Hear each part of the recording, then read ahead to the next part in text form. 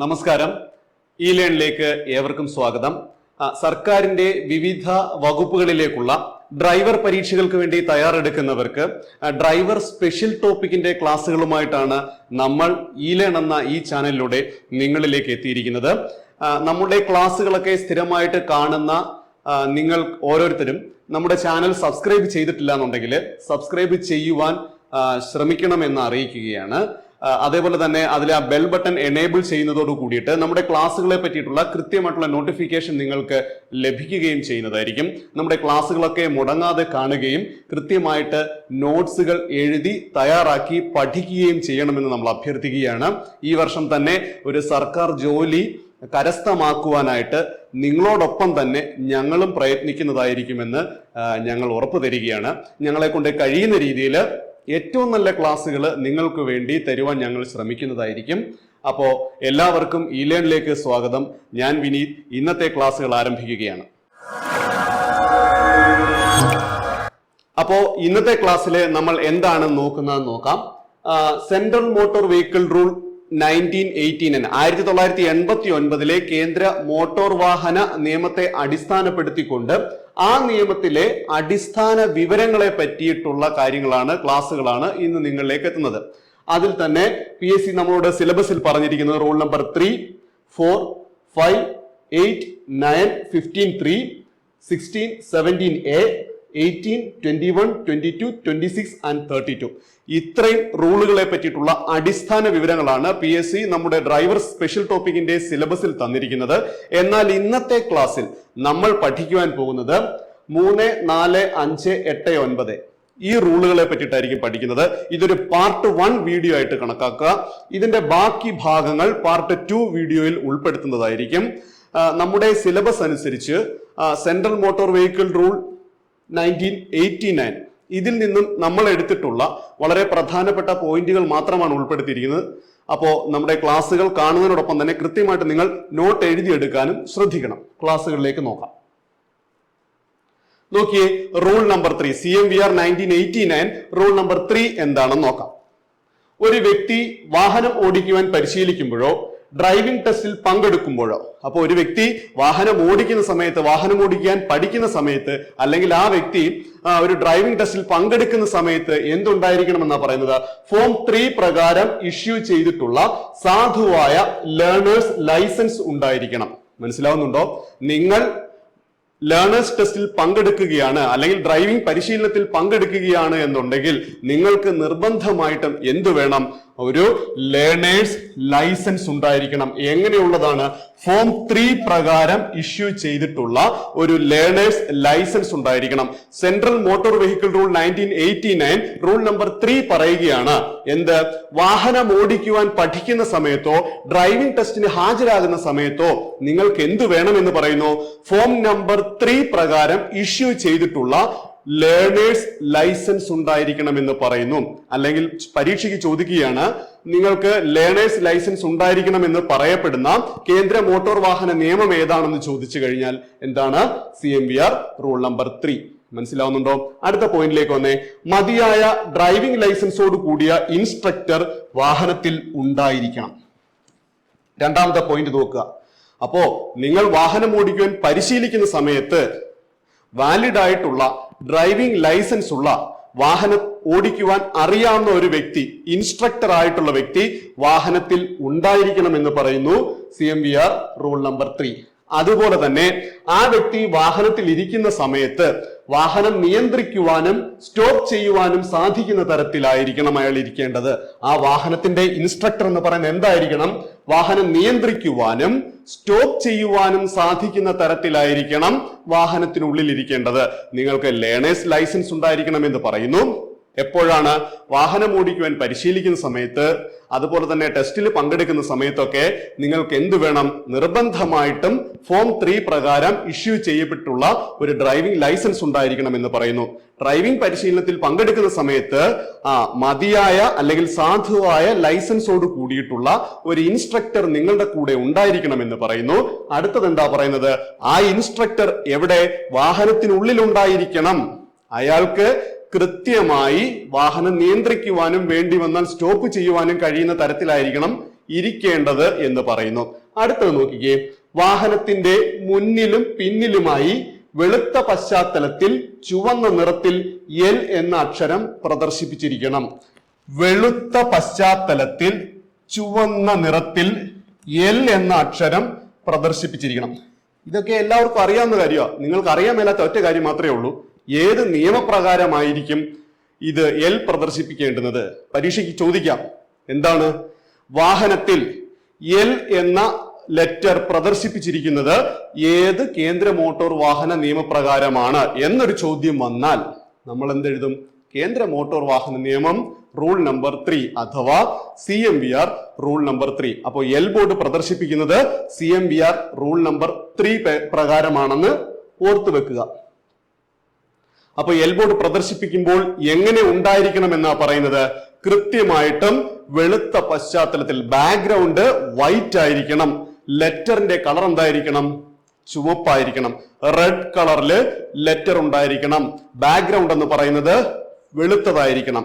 വെളുത്ത പശ്ചാത്തലത്തിൽ ചുവന്ന നിറത്തിൽ എൽ എന്ന ലെറ്റർ ഉണ്ടായിരിക്കണം എന്ന് പറയുന്നു കേന്ദ്ര മോട്ടോർ വാഹന നിയമം റൂൾ നമ്പർ 3.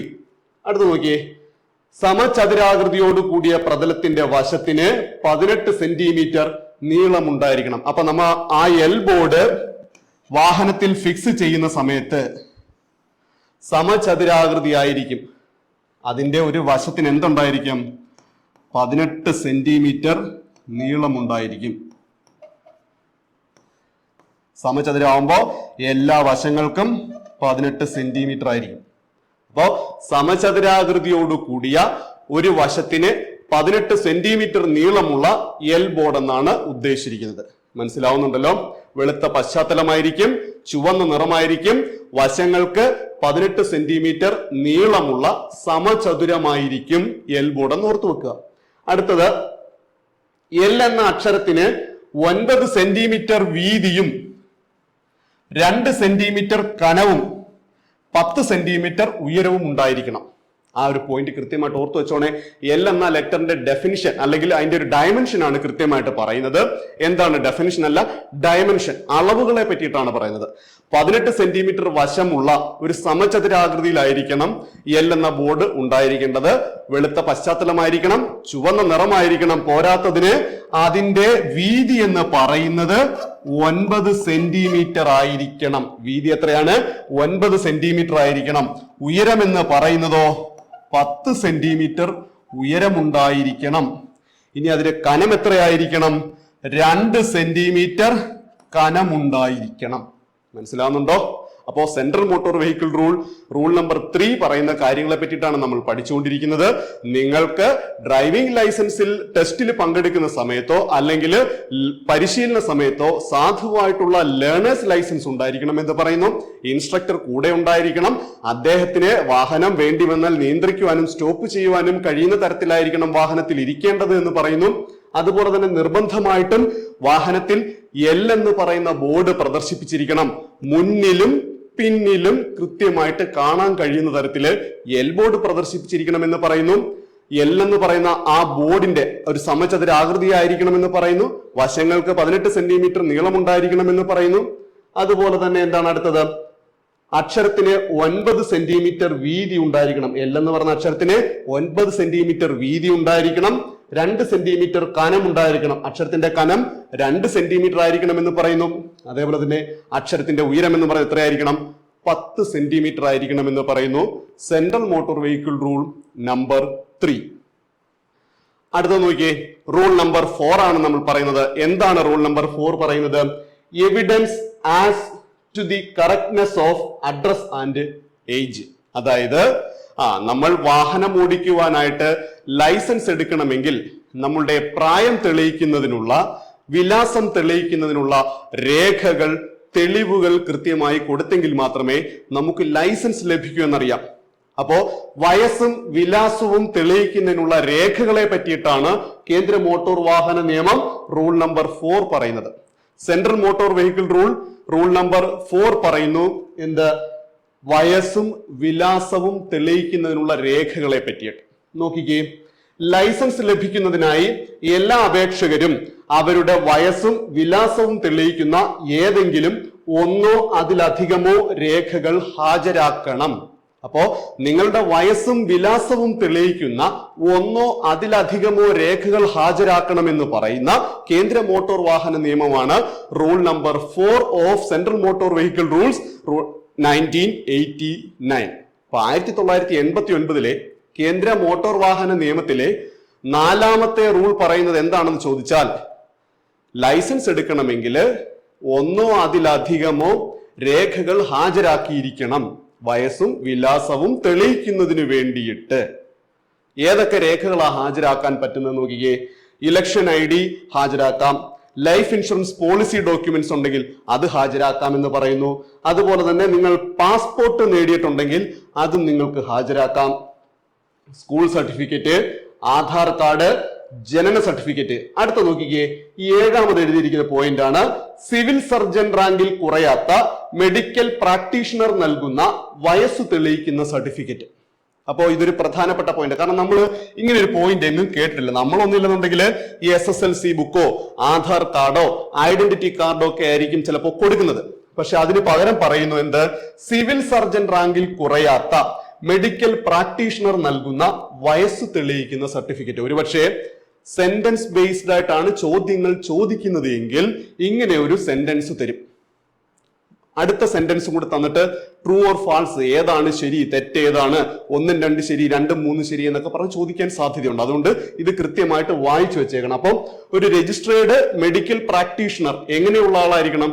സിവിൽ സർജൻ റാങ്കിൽ കുറയാതെ ഉള്ള ഒരു മെഡിക്കൽ പ്രാക്ടീഷണർ നൽകുന്ന വയസ്സ് തെളിയിക്കുന്ന രേഖ വേണമെങ്കിൽ നമുക്ക് ഒരു രേഖയായിട്ട് കണക്കാക്കാമെന്ന് പറയുന്നു റൂൾ നമ്പർ 4.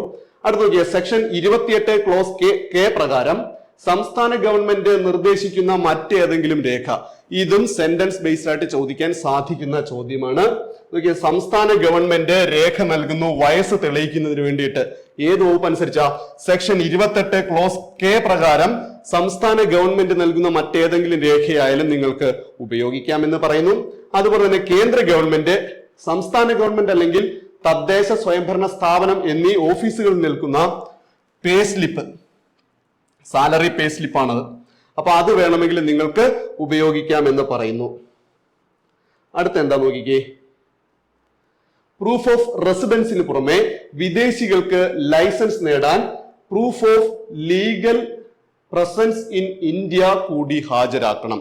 അപ്പൊ ഒരു വിദേശത്തു നിന്ന് വന്ന വ്യക്തി ലൈസൻസ് ഇന്ത്യയിൽ നേടണമെങ്കിൽ അയാൾക്ക് എന്ത് നൽകണമെന്നാ പറയുന്നത്? പ്രൂഫ് ഓഫ് റെസിഡൻസ് ഉണ്ടായിരിക്കണം. അപ്പൊ പ്രൂഫ് ഓഫ്, അതായത് താമസിക്കുന്നു എന്നുള്ളതിനുള്ള തെളിവ് നൽകണം. അതിന് പുറമെ എന്താണ് വേണ്ടുന്നത്? വിദേശികൾക്ക് ലൈസൻസ് നേടാൻ proof of legal presence in India, നിങ്ങൾ നിയമപരമായിട്ട് ഇന്ത്യയിൽ ഉണ്ട് എന്ന് തെളിയിക്കുന്നതിനുള്ള ഡോക്യുമെന്റ് കൂടി കൊടുക്കണമെന്ന് പറയുന്നു റൂൾ നമ്പർ 4. അതായത് എന്താണ്? വയസ്സും വിലാസവും തെളിയിക്കുന്ന രേഖ, അതിനെപ്പറ്റി പറയുന്നതാണ് റൂൾ നമ്പർ 4 പറയുന്നത്. നമ്മൾ ID കാർഡും ആധാർ കാർഡും ഒക്കെ പഠിച്ചു. ഇനി പറയുകയാണ് വിദേശികളുടെ കാര്യത്തിലാണെന്നുണ്ടെങ്കിൽ എന്ത് വേണം? Proof of legal presence in India, അതിന്റെ ഡോക്യുമെന്റ് കൂടി ഹാജരാക്കണമെന്ന് പറയുന്നു പ്രൂഫ് ഓഫ് റെസിഡൻസിന് പുറമെ. അപ്പൊ പ്രൂഫ് ഓഫ് റെസിഡൻസ്, അതുപോലെ തന്നെ proof of legal presence in India. ഇനി അതെന്താണ് അങ്ങനെ ഒരു പ്രൂഫ്? ഈ പ്രൂഫ് ഓഫ് ലീഗൽ പ്രസൻസ് അത് തെളിയിക്കുവാനായിട്ട് ഏതൊക്കെ ഡോക്യുമെന്റ് കൊടുക്കാം എന്ന് പറയുന്നതാണ് നോക്കിയത്. ഒരു വിദേശി ഇന്ത്യയിൽ വന്ന് താമസിക്കണമെങ്കിൽ അയാളുടെ കയ്യിൽ നിർബന്ധമായിട്ടും എന്ത് വേണം? പാസ്പോർട്ട് ഉണ്ടായിരിക്കണം.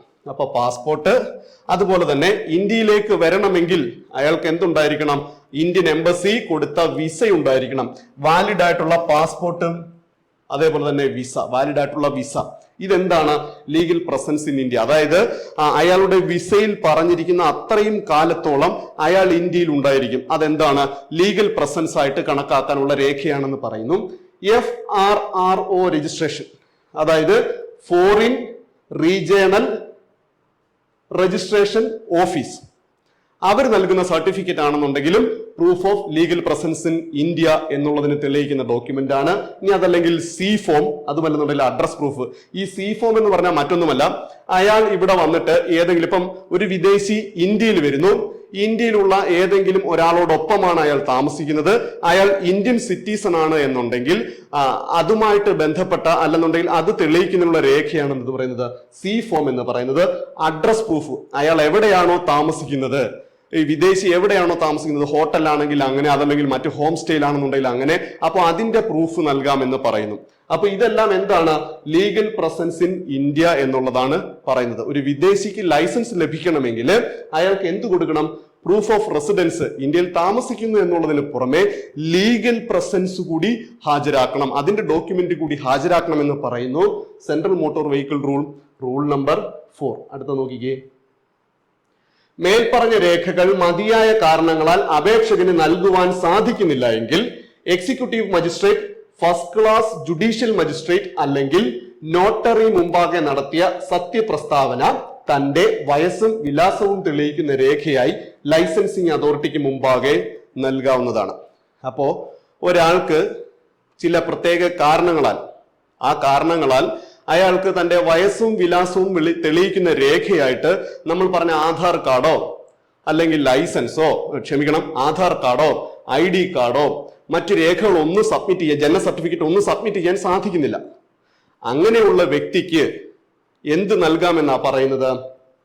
എക്സിക്യൂട്ടീവ് മജിസ്ട്രേറ്റിന് മുമ്പാകെ നൽകിയ സത്യവാങ്മൂലം അല്ലെങ്കിൽ ജുഡീഷ്യൽ ഫസ്റ്റ് ക്ലാസ് മജിസ്ട്രേറ്റിന് മുമ്പാകെ നൽകിയ സത്യവാങ്മൂലം, അതുമല്ലെങ്കിൽ ഒരു നോട്ടറി മുമ്പാകെ നടത്തിയ സത്യവാങ്മൂലം, ഇതിലേതെങ്കിലുമൊക്കെ ലൈസൻസിങ് അതോറിറ്റിക്ക് മുമ്പാകെ സബ്മിറ്റ് ചെയ്യാൻ സാധിക്കും. എന്തിനു വേണ്ടിയിട്ടാണ്? വയസ്സും വിലാസവും തെളിയിക്കുന്ന രേഖയായിട്ട്. ഇപ്പോ ഒരു ഉദാഹരണം പറഞ്ഞു കഴിഞ്ഞാല് വെള്ളപ്പൊക്കമൊക്കെ വന്ന സമയത്ത് പലരുടെയും വിലപ്പെട്ട ഡോക്യുമെന്റ്സ് നഷ്ടപ്പെട്ടു പോയി. അപ്പോൾ ലൈസൻസ് ഒരാൾക്ക് എടുക്കണം. ആ ഒരു വെള്ളപ്പൊക്ക ബാധിത പ്രദേശങ്ങളിലെ അല്ലെങ്കിൽ ഉരുൾപൊട്ടൽ ബാധിത പ്രദേശങ്ങളിലെ ഒരു വ്യക്തിക്ക് ലൈസൻസ് എടുക്കണമെന്നിരിക്കട്ടെ, അയാളുടെ വിലപ്പെട്ട രേഖകൾ ഒന്നും തന്നെ കയ്യിലില്ല എന്നുണ്ടെങ്കിൽ അത് അയാൾക്ക് അതോറിറ്റിയെ ബോധിപ്പിക്കുവാൻ സാധിച്ചിട്ടുണ്ടെങ്കിൽ വയസ്സും വിലാസവും തെളിയിക്കുന്ന രേഖകളായിട്ട് സത്യവാങ്മൂലം ലൈസൻസിങ് അതോറിറ്റിക്ക് സ്വീകരിക്കാമെന്ന് പറയുന്നു. എങ്ങനെയുള്ള സത്യവാങ്മൂലമാണ് സ്വീകരിക്കുവാൻ സാധിക്കുന്നത്? നോക്കിക്കേ. എക്സിക്യൂട്ടീവ് മജിസ്ട്രേറ്റിന് മുമ്പാകെ നൽകിയ സത്യവാങ്മൂലം, അതുമല്ലെങ്കിൽ ഒരു ജുഡീഷ്യൽ ഫസ്റ്റ് ക്ലാസ് മജിസ്ട്രേറ്റിന് മുമ്പാകെ നൽകിയ സത്യവാങ്മൂലം, ഇനി അതുമല്ലെങ്കിൽ നോട്ടറിക്ക് മുമ്പാകെ നൽകിയ സത്യവാങ്മൂലം. അപ്പോൾ ഇതും അയാൾക്ക് എന്തായിട്ട് കൊടുക്കാൻ സാധിക്കുന്നതാണ്? വയസ്സും വിലാസവും തെളിയിക്കുന്ന രേഖയായിട്ട് കൊടുക്കുവാൻ സാധിക്കുന്നതാണ്. ലൈസൻസിങ് അതോറിറ്റിക്ക് ഈ രേഖകള് അയാളുടെ വയസ്സും വിലാസവും തെളിയിക്കുന്ന രേഖയായിട്ട് സ്വീകരിക്കാവുന്നതുമാണെന്ന് പറയുന്നുണ്ട്. ഓർത്തു വെക്കണേ ഇത്. അടുത്ത നോക്കിയേ. റൂൾ നമ്പർ 5, കേന്ദ്ര മോട്ടോർ വാഹന നിയമത്തിലെ 5ാമത്തെ റൂളിനെ പറ്റിയിട്ടാണ് പറയുന്നത്. നോക്കിക്കേ. ഒരു ലേണേഴ്സ് ലൈസൻസ് അല്ലെങ്കിൽ ഡ്രൈവിംഗ് ലൈസൻസ് അനുവദിക്കുന്നതിനോ അല്ലെങ്കിൽ മറ്റൊരു മോട്ടോർ വാഹനത്തിന്റെ വിവരം ഡ്രൈവിംഗ് ലൈസൻസിൽ ചേർക്കുന്നതിനോ, അതുമല്ലെങ്കിൽ ട്രാൻസ്പോർട്ട് വാഹനം ഒഴികെ മറ്റു വാഹനങ്ങൾ ഓടിക്കുവാനുള്ള ഡ്രൈവിംഗ് ലൈസൻസ് പുതുക്കുന്നതിനോ ഉള്ള അപേക്ഷയോടൊപ്പം ശാരീരിക ക്ഷമത ഫോം 1 സ്വയം സാക്ഷ്യപ്പെടുത്തി നൽകേണ്ടുന്നതാണ്. അപ്പോ നിങ്ങൾക്കൊരു വാഹനത്തിന്റെ ലൈസൻസ് എടുക്കുന്നതിന് അഥവാ ലേണേഴ്സ് ലൈസൻസോ ഡ്രൈവിംഗ് ലൈസൻസിനോ അപ്ലൈ ചെയ്യുന്ന സമയത്ത്, അല്ലെങ്കിൽ ഡ്രൈവിംഗ് ലൈസൻസ് പുതുക്കുന്ന സമയത്ത്, അതുമല്ലെങ്കിൽ നിങ്ങൾക്ക് മറ്റു വാഹനങ്ങൾ ഓടിക്കുവാൻ അറിയാം, ആ വാഹനത്തിന്റെ വിവരണം ഡ്രൈവിംഗ് ലൈസൻസിൽ കൂട്ടിച്ചേർക്കുന്ന സമയത്ത് നിങ്ങൾ എന്ത് വേണം? ഫോം 1 പ്രകാരമുള്ള ഒരു മെഡിക്കൽ സർട്ടിഫിക്കറ്റ് ഹാജരാക്കിയിരിക്കണം. സ്വയം സാക്ഷ്യപ്പെടുത്തിയ ശാരീരിക ക്ഷമത തെളിയിക്കുന്ന ഒരു സർട്ടിഫിക്കറ്റ് ഹാജരാക്കണമെന്ന് പറയുന്ന നിയമമാണ് റൂൾ നമ്പർ 5, മെഡിക്കൽ സർട്ടിഫിക്കറ്റിനെ പറ്റി പറയുന്നു. ഇപ്പോൾ കേന്ദ്ര മോട്ടോർ വാഹന നിയമത്തിലെ റൂൾ നമ്പർ 5 പറയുന്നത് എന്താണ്? മെഡിക്കൽ സർട്ടിഫിക്കറ്റിനെ പറ്റിയിട്ടാണ്. അപ്പൊ ഇവിടെ പ്രത്യേകം ശ്രദ്ധിക്കേണ്ട ഒരു പോയിന്റ് പറയുന്നുണ്ട്. ട്രാൻസ്പോർട്ട് വാഹനം ഒഴികെ മറ്റുള്ള വാഹനങ്ങൾ ഓടിക്കുവാനാണത്. മനസ്സിലാവുന്നുണ്ടോ? ഫോം 1 എന്ന് പറയുന്നത് മെഡിക്കൽ സർട്ടിഫിക്കറ്റിന് വേണ്ടിയിട്ടുള്ളതാണ്. എന്തിനു വേണ്ടിയിട്ടുള്ള മെഡിക്കൽ സർട്ടിഫിക്കറ്റ് ആണ്? നോൺ ട്രാൻസ്പോർട്ട് വാഹനങ്ങൾ ഓടിക്കുവാൻ വേണ്ടുന്ന മെഡിക്കൽ സർട്ടിഫിക്കറ്റ്, അഥവാ ട്രാൻസ്പോർട്ട് വാഹനം ഒഴികെ മറ്റു വാഹനങ്ങൾ ഓടിക്കുവാനുള്ള മെഡിക്കൽ സർട്ടിഫിക്കറ്റിനെ പറ്റി പറയുന്നു റൂൾ നമ്പർ 5. നിങ്ങൾ ഒരു ലേണേഴ്സ് ലൈസൻസ് അല്ലെങ്കിൽ ഡ്രൈവിംഗ് ലൈസൻസ് അപ്ലൈ ചെയ്യുന്നു, അല്ലെങ്കിൽ അത് പുതുക്കാൻ ശ്രമിക്കുന്നു. നിങ്ങളുടെ ഡ്രൈവിംഗ് ലൈസൻസിലേക്ക് മറ്റൊരു ക്ലാസ് വാഹനത്തിന്റെ വിവരങ്ങൾ കൂട്ടിച്ചേർക്കുവാൻ ശ്രമിക്കുന്നു. ആ സമയത്ത് ഫോം 1 പ്രകാരമുള്ള ശാരീരിക ക്ഷമത തെളിയിക്കുന്നതിനുള്ള ഒരു സർട്ടിഫിക്കറ്റ് സ്വയം സാക്ഷ്യപ്പെടുത്തി നൽകണമെന്ന് പറയുന്ന നിയമമാണ് റൂൾ നമ്പർ 5. പ്രത്യേകം ഓർത്തു വെച്ചേക്കണം, നോൺ ട്രാൻസ്പോർട്ട് കാറ്റഗറി വാഹനങ്ങൾക്ക് മാത്രമാണിത്. ഫോം 1 നൽകുന്നത് നോൺ ട്രാൻസ്പോർട്ട് കാറ്റഗറി, ട്രാൻസ്പോർട്ട് വാഹനങ്ങൾ ഒഴികെ മറ്റു വാഹനങ്ങളുടെ കാര്യത്തിൽ മാത്രമാണ് ഫോം 1 എന്ന് പറയുന്നത്. അപ്പോ ഒരു നോൺ ട്രാൻസ്പോർട്ട് വാഹനം അല്ലെങ്കിൽ ട്രാൻസ്പോർട്ട് വാഹനം ഒഴികെ മറ്റേത് വാഹനത്തിന്റെയും learner's licence, driving licence, licence പുതുക്കുന്നതിന്, ലൈസൻസിൽ വിവരങ്ങൾ കൂട്ടിച്ചേർക്കുന്നതിന്, ഇത്രയും കാര്യങ്ങൾക്ക് ഫോം 1 പ്രകാരം ഒരു മെഡിക്കൽ സർട്ടിഫിക്കറ്റ് അല്ലെങ്കിൽ ശാരീരിക ക്ഷമത തെളിയിക്കുന്നതിനുള്ള സർട്ടിഫിക്കറ്റ് സ്വയം സാക്ഷ്യപ്പെടുത്തി ഫോം 1 നൽകണമെന്ന് പറയുന്നു central motor vehicle rule number 5. അടുത്ത പോയിന്റ് നോക്കിക്കേ. ഒരു ട്രാൻസ്പോർട്ട് വാഹനത്തിന്റെ ലൈസൻസിനുള്ള അപേക്ഷയ്ക്കൊപ്പം രജിസ്റ്റർ ചെയ്ത മെഡിക്കൽ പ്രാക്ടീഷണർ നൽകുന്ന ഫോം 1A പ്രകാരമുള്ള മെഡിക്കൽ സർട്ടിഫിക്കറ്റ് ഉണ്ടായിരിക്കണം. അപ്പം 1A എന്തിനു വേണ്ടിയിട്ടാണ് ഉപയോഗിക്കുന്നത്? ട്രാൻസ്പോർട്ട് വാഹനങ്ങളുടെ മെഡിക്കൽ സർട്ടിഫിക്കറ്റ്. കൃത്യമായിട്ട് ഓർത്ത് വെച്ചോണേ, ഫോം 1A എന്ന് പറയുന്നത് എന്തിനാണ്? ട്രാൻസ്പോർട്ട് വാഹനങ്ങൾക്കാണ്. ഫോം 1 എന്ന് പറയുന്നത് നോൺ ട്രാൻസ്പോർട്ട് ആണ്. കൃത്യമായിട്ട് അത് ഓർത്ത് വെച്ചോണം, മാറിപ്പോരുത്. അപ്പൊ നോക്കിയേ, നമ്മൾ പഠിച്ചുകൊണ്ടിരുന്നത് എന്താണ്? ഒരു ട്രാൻസ്പോർട്ട് വാഹനത്തിന്റെ ലൈസൻസിനുള്ള അപേക്ഷയ്ക്കൊപ്പം രജിസ്റ്റർ ചെയ്ത മെഡിക്കൽ പ്രാക്ടീഷണർ നൽകുന്ന ഫോം 1A പ്രകാരമുള്ള മെഡിക്കൽ സർട്ടിഫിക്കറ്റ് ഉണ്ടായിരിക്കണം. അപ്പോൾ നിങ്ങൾക്കൊരു ട്രാൻസ്പോർട്ട് വാഹനം, ഉദാഹരണം ചരക്ക് കൊണ്ടുപോകുന്ന ലോറി ഓടിക്കുവാൻ അറിയാം, അതിന്റെ ലൈസൻസ് അപ്ലൈ ചെയ്യുന്ന സമയത്തോ പുതുക്കുന്ന സമയത്തോ ആ ലൈസൻസ്, നിങ്ങളുടെ ലൈസൻസിലേക്ക് ഇത് കൂട്ടിച്ചേർക്കുവാൻ വേണ്ടിയിട്ടോ ശ്രമിക്കുന്ന സമയത്ത് ഫോം 1A പ്രകാരമുള്ള മെഡിക്കൽ സർട്ടിഫിക്കറ്റ് ഹാജരാക്കിയിരിക്കണം. എങ്ങനെയുള്ള ആളാണ് അത് തരേണ്ടത്? രജിസ്റ്റർ ചെയ്തിട്ടുള്ള മെഡിക്കൽ പ്രാക്ടീഷണർ നൽകുന്ന ഫോം 1A പ്രകാരമുള്ള മെഡിക്കൽ സർട്ടിഫിക്കറ്റ്. മനസ്സിലാവുന്നുണ്ടോ? നിങ്ങൾക്കൊരു ലൈസൻസ് ഉണ്ടെന്നിരിക്കട്ടെ, നിങ്ങൾക്ക് 4 വീലറും 2 വീലറും ഓടിക്കുവാൻ അറിയാമെന്നിരിക്കട്ടെ, അതിലേക്ക് ട്രാൻസ്പോർട്ട് വാഹനത്തിന്റെ വിവരങ്ങൾ കൂട്ടിച്ചേർക്കണം. അതായത് നിങ്ങൾക്ക് ട്രാൻസ്പോർട്ട് വാഹനം ഓടിക്കാൻ അറിയാം, ഹെവി വെഹിക്കിൾ ഓടിക്കാൻ അറിയാം, അതിന്റെ ടെസ്റ്റ് പാസ്സായി കഴിഞ്ഞു, അതിന്റെ വിവരങ്ങൾ നിങ്ങളുടെ എക്സിസ്റ്റിംഗ് ലൈസൻസിലേക്ക് കൂട്ടിച്ചേർക്കണമെങ്കിൽ നിങ്ങൾക്ക് എന്ത് വേണം? ഫോം 1A പ്രകാരമുള്ള മെഡിക്കൽ സർട്ടിഫിക്കറ്റ് അപേക്ഷയോടൊപ്പം ഹാജരാക്കിയിരിക്കണം. ഇനി അതല്ല, നിങ്ങളുടെ കയ്യിൽ ഒരു ട്രാൻസ്പോർട്ട് വാഹനം ഓടിക്കുന്ന ലൈസൻസ് ഉണ്ടെന്നിരിക്കട്ടെ, അത് പുതുക്കുന്ന സമയത്ത് എന്ത് വേണം? ഫോം 1A പ്രകാരമുള്ള മെഡിക്കൽ സർട്ടിഫിക്കറ്റ് അപേക്ഷയോടൊപ്പം ഹാജരാക്കിയിരിക്കണം. മനസ്സിലായോ? അടുത്ത പോയിന്റ് നോക്കിക്കേ. ഫോം 1A പ്രകാരം നൽകുന്ന മെഡിക്കൽ സർട്ടിഫിക്കറ്റിന്റെ കാലാവധി എന്ന് പറയുന്നത് എന്താണ്? 1 വർഷമായിരിക്കും. അപ്പൊ ഫോം 1A പ്രകാരമുള്ള മെഡിക്കൽ സർട്ടിഫിക്കറ്റിന്റെ കാലാവധി എന്താണ്? 1 വർഷമായിരിക്കും. കൃത്യമായിട്ട് ഓർത്തു വെച്ചേക്കുക. പാസ്പോർട്ട് സൈസ് ഫോട്ടോ കൊടുക്കണം. അപ്പൊ ലൈസൻസ് എടുക്കുന്ന സമയത്ത് എന്ത് കൊടുക്കണം? പാസ്പോർട്ട് സൈസ് ഫോട്ടോ കൊടുത്തിരിക്കണം. അഡീഷണൽ ആയിട്ട് അത് പ്രത്യേകിച്ച് പറയേണ്ട കാര്യമില്ല, നിങ്ങൾക്ക് ഓർത്തു വെക്കാന്നുള്ളതേ ഉള്ളൂ. അടുത്ത പോയിന്റ്, എന്നാൽ 40 വയസ്സിനും അതിൽ കൂടുതലുമുള്ള ഏതൊരു വ്യക്തിക്കും അപേക്ഷയോടൊപ്പം ഫോം 1A സമർപ്പിക്കേണ്ടതാണ് for both transport and non transport. അപ്പൊ അടുത്ത നിയമം പറയുന്നു, അപേക്ഷകന് 40 വയസ്സിൽ കൂടുതലാണെന്നിരിക്കട്ടെ, ട്രാൻസ്പോർട്ട് വാഹനം ഓടിക്കാനുള്ള ലൈസൻസ് അല്ലെങ്കിൽ നോൺ ട്രാൻസ്പോർട്ട് വാഹനം ഓടിക്കാനുള്ള ലൈസൻസ് ഇതിനു വേണ്ടി അപ്ലൈ ചെയ്യുകയോ അല്ലെങ്കിൽ ഈ ലൈസൻസ് പുതുക്കുകയോ അല്ലെങ്കിൽ കൂട്ടിച്ചേർക്കുകയോ ചെയ്യുന്ന സമയത്ത് ഫോം 1A പ്രകാരമായിരിക്കണം. ആദ്യം നമ്മൾ പഠിച്ചത് ഫോം 1 പ്രകാരമാണെങ്കിൽ നോൺ ട്രാൻസ്പോർട്ട് വാഹനങ്ങൾക്ക് വേണ്ടിയിട്ടായിരുന്നു. അപ്പം നോൺ ട്രാൻസ്പോർട്ട് വാഹനങ്ങൾക്ക് വേണ്ടിയിട്ടാണെന്നുണ്ടെങ്കിൽ ഫോം 1 ആയിരിക്കും. ട്രാൻസ്പോർട്ട് വാഹനങ്ങൾക്ക് വേണ്ടിയിട്ടാണെങ്കിൽ എന്തായിരിക്കും? ഫോം 1A ആയിരിക്കും. ഇനി അപേക്ഷകൻ 40 വയസ്സിൽ കൂടുതലുള്ള വ്യക്തിയാണെന്നുണ്ടെങ്കിൽ ട്രാൻസ്പോർട്ട് വാഹനമായാലും നോൺ ട്രാൻസ്പോർട്ട് വാഹനമായാലും എന്താണ്?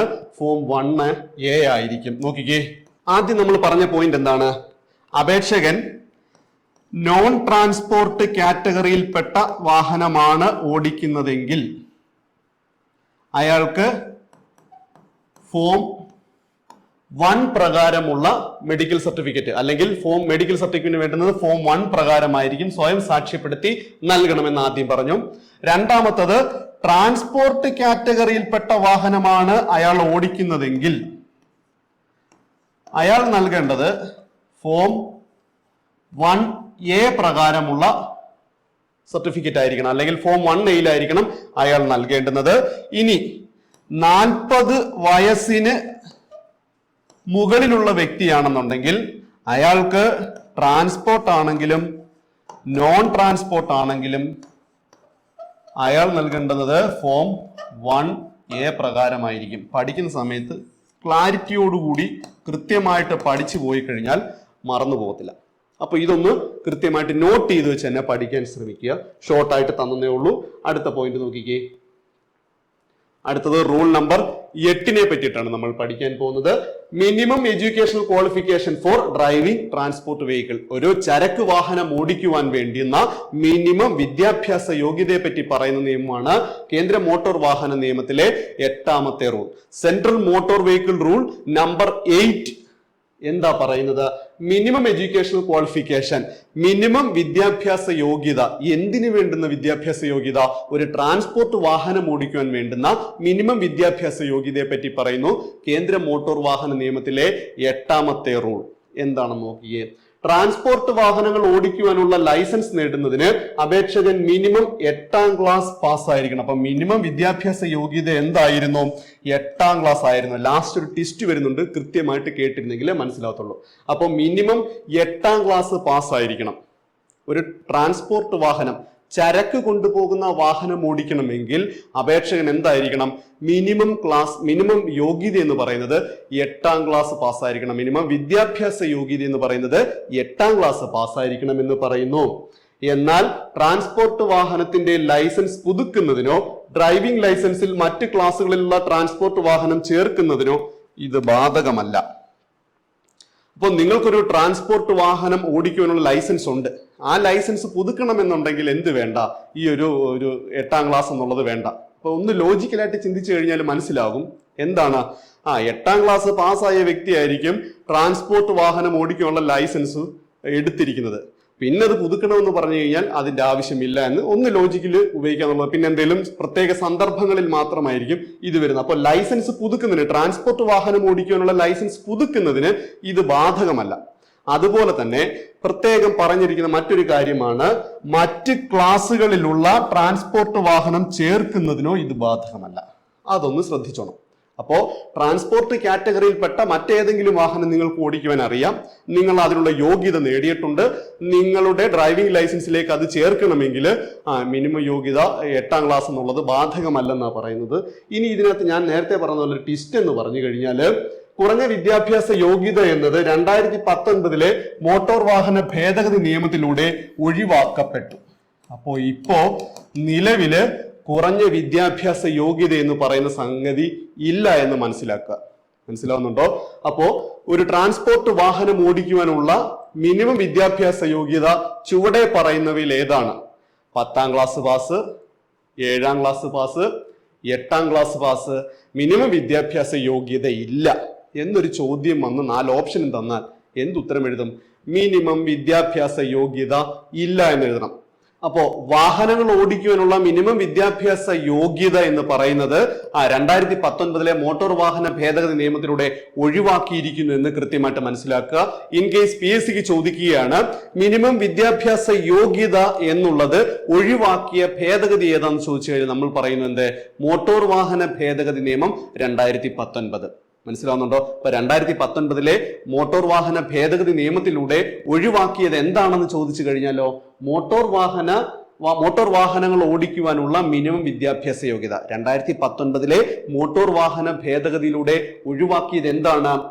വാഹനങ്ങൾ ഓടിക്കുവാനുള്ള മിനിമം വിദ്യാഭ്യാസ യോഗ്യത അത് ഒഴിവാക്കപ്പെട്ടു 2019 മോട്ടോർ വാഹന ഭേദഗതി നിയമത്തിലൂടെ. അടുത്ത നോക്കിക്കേ, റൂൾ നമ്പർ 9 എന്താ പറയുന്നത്? Educational qualifications for drivers of goods carriage carrying dangerous or hazardous goods. അപകടകരമായ ചരക്കുകൾ വഹിച്ചു കൊണ്ടുപോകുന്ന വാഹനത്തിന്റെ ഡ്രൈവർമാർക്ക് വേണ്ടുന്ന മിനിമം വിദ്യാഭ്യാസ യോഗ്യതയെ പറ്റി പറയുന്നു. വാഹനത്തിന്റെ ഡ്രൈവർക്ക് ഉണ്ടാകേണ്ടുന്ന മിനിമം വിദ്യാഭ്യാസ യോഗ്യതയെ പറ്റി പറയുന്ന നിയമം ഏതാണ്? Rule number 9. അപ്പൊ അവർക്ക് ചില മിനിമം വിദ്യാഭ്യാസ യോഗ്യതകളൊക്കെ നമ്മുടെ നിയമം നിഷ്കർഷിക്കുന്നുണ്ട്. അതെന്തൊക്കെയാണെന്ന് നോക്കിക്കേ. പ്രത്യേകം ശ്രദ്ധിക്കണം, ട്രാൻസ്പോർട്ട് വാഹനമാണ്, പക്ഷേ അപകടകരമായ ചരക്കുകൾ വഹിച്ചു കൊണ്ടുപോകുന്നത് നോക്കണം. അവർക്ക് മിനിമം വിദ്യാഭ്യാസ യോഗ്യതയെ പറ്റി എന്ത് പറയുന്നു? ഹസാർഡ് കാറ്റഗറി വാഹനങ്ങൾ ഓടിക്കുവാനുള്ള യോഗ്യത, പരിശീലനം എന്നിവയെ പറ്റി പ്രതിപാദിക്കുന്ന നിയമമാണ് റൂൾ നമ്പർ 9 എന്ന് പറയുന്നത്. ഇതില് സെൻട്രൽ മോട്ടോർ വെഹിക്കിൾ റൂൾ ഭേദഗതി നിയമം 1993 ഹസാഡ് കാറ്റഗറിയിൽപ്പെട്ട വാഹനങ്ങൾ ഓടിക്കുന്ന വ്യക്തിക്ക് ഇന്ത്യൻ ഭരണഘടനയുടെ 8ാം ഷെഡ്യൂളിൽ പറഞ്ഞിരിക്കുന്ന ഏതൊരു ഇന്ത്യൻ ഭാഷയിലും കൂടാതെ ഇംഗ്ലീഷിലും എഴുതുവാനും വായിക്കുവാനുമുള്ള കഴിവുണ്ടായിരിക്കണം. അപ്പോ ഇന്ത്യൻ ഭരണഘടനയുടെ 8ാം ഷെഡ്യൂൾ നമുക്കറിയാം ലാംഗ്വേജിനെ പറ്റിയിട്ടാണ് പറയുന്നത്. ഇന്ത്യൻ ഭരണഘടനയിൽ പ്രതിപാദിച്ചിരിക്കുന്ന ലാംഗ്വേജുകളെ പറ്റിയിട്ടാണ് 8ാം ഷെഡ്യൂൾ പറയുന്നത്. ഈ 8ാം ഷെഡ്യൂളിൽ പറഞ്ഞിരിക്കുന്ന ഏതെങ്കിലും ഒരു ഇന്ത്യൻ ലാംഗ്വേജ് എഴുതാനും വായിക്കാനും അറിയണം. കൂടാതെ ഇംഗ്ലീഷും എഴുതാനും വായിക്കാനും അറിഞ്ഞിരിക്കണം. അപ്പോൾ ഇംഗ്ലീഷിലുള്ള പരിജ്ഞാനവും വേണം. 8ാം ഷെഡ്യൂളിൽ പറഞ്ഞിരിക്കുന്ന ഏതെങ്കിലും ഒരു ഇന്ത്യൻ ഭാഷയിലുള്ള പരിജ്ഞാനമാണ് യോഗ്യതയായിട്ട് പറഞ്ഞിരിക്കുന്നതിൽ ഒന്നെന്ന് പറയുന്നത്. മനസ്സിലാവുന്നുണ്ടോ? മോട്ടോർ വാഹന നിയമത്തിലെ central motor vehicle rule number 9 പറയുന്നത് എന്താണ്? അപകടകരമായ ചരക്കുകൾ വഹിച്ചു കൊണ്ടുപോകുന്ന വാഹനത്തിന്റെ ഡ്രൈവർക്ക് ഉണ്ടാകേണ്ടുന്ന മിനിമം വിദ്യാഭ്യാസ യോഗ്യതയെ പറ്റിയിട്ടാണ്. അതിൽ ആദ്യത്തേത് പറയുന്നു അയാൾക്ക് ഇംഗ്ലീഷും ഇന്ത്യൻ ഭരണഘടനയുടെ 8ാം ഷെഡ്യൂളിൽ പറഞ്ഞിരിക്കുന്ന ഭാഷകളിൽ ഏതെങ്കിലും ഒന്നിൽ എഴുതുവാനും വായിക്കുവാനുമുള്ള കഴിവുണ്ടായിരിക്കണമെന്ന് പറയുന്നു. അപ്പോൾ ഇത് കൊണ്ടുവന്നത് എങ്ങനെയാണെന്ന് ചോദിച്ചു കഴിഞ്ഞാൽ സെൻട്രൽ മോട്ടോർ വെഹിക്കിൾ റൂൾ ഭേദഗതി നിയമം 1993.